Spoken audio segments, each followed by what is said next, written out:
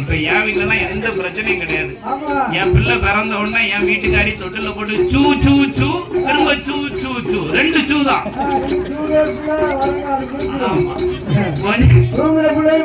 முடிச்சிடும் அவளை ஒரே சூ தானே. இப்படி எங்க அம்மா அம்மார் பூரா வேறும் அந்த காலத்துல தாளாட்டினான். ஒவ்வொரு ஊருக்கும் எப்படி ஒரு ஊர் தலைவர்கள் இருப்பார்களோ அதே மாதிரி நம்ம ஆறுவங்க நாட்டுக்கும் நம்ம ஜிஆர் சாமி தான் அங்க தலைவர்.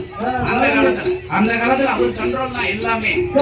ஜிஆர் சாமியை மீறி யாரும் ஒரு வார்த்தை பேச முடியாது. சாமி சொன்னா கேட்டுக்கிட வேண்டியதான்.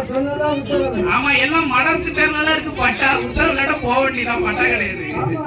ஆமா அப்படி வாழ்ந்து வரக்கூடிய போது இந்த ஜிஆர் சாமியுடைய எல்லாரும் சந்தோஷமாக மஞ்சங்குளத்து மக்களும் பக்கத்துல உள்ள ஆறுவந்து மக்களும் எந்த நேரமும் ஒரு உறவுல இருக்காங்க.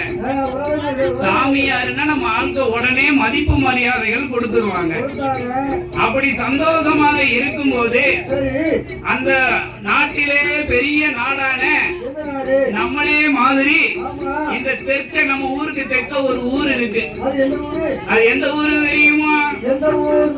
அந்த வாகை குளம் என்று அழைக்கக்கூடிய ஊரிலே அங்கே யார் யாரெல்லாம் ஆண்டு வருகிறார் தெரியுமா?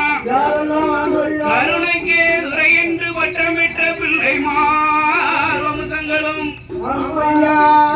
அங்க கோங்கமார் வம்சங்களும் தேவமார் வம்சங்களும் எல்லா சகல சாதி மக்களும் அங்க வாழ்ந்து வர்றாங்க.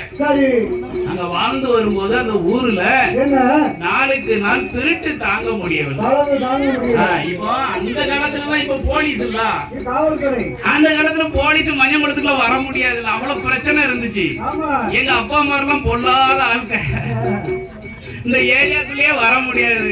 தாலுகா ஆபீஸ்ல இறங்கி எங்க அம்மா எங்களை நடத்தி கூட்டிட்டு வருவாங்க. வகையில வந்து ஓட ஓரமாவே ஒத்தையில பயந்து நடந்து வரணும். அப்போ அது மாதிரி இல்ல. அப்ப வர முடியாத நேரத்துல இந்த மக்கள் எல்லாம் அங்க திருட்டு தாங்க முடியவில்லை. வாகைக்குளம் ஊர்ல திருட்டு தாங்க முடியலன்னா அவங்க நேர எங்க வராங்கன்னா ஜிஆர் சாமிகிட்ட வந்து சொல்லிடுவோம்.